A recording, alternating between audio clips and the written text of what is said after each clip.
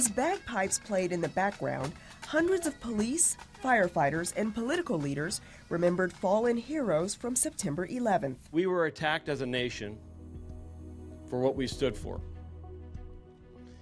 And our response is what we stand for.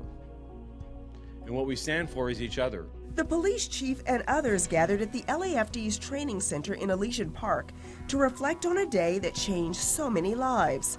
A day when nearly 3,000 people died as terrorists flew passenger planes into the World Trade Center, the Pentagon, and a field in Shanksville, Pennsylvania. We learned later that day that 3 of those 4 planes were headed to our city of Angels, and the 4th to our sister city in the north in San Francisco.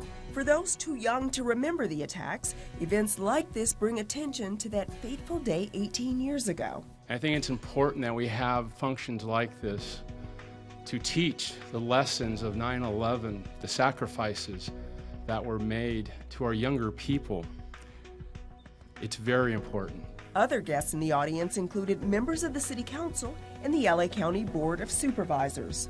I was back in Washington, D.C. on September 11th and watched the Pentagon burn, and actually had 2 college friends that perished in the World Trade Center. So this has a special meaning for me as well. 9/11 reminds us of those words we will never forget, and those words have been embedded in our hearts and minds even 18 years later. Some of the people who died were first responders who rushed into burning buildings knowing they might not make it out alive.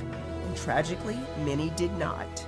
To our comrades, their last alarm, they are going home.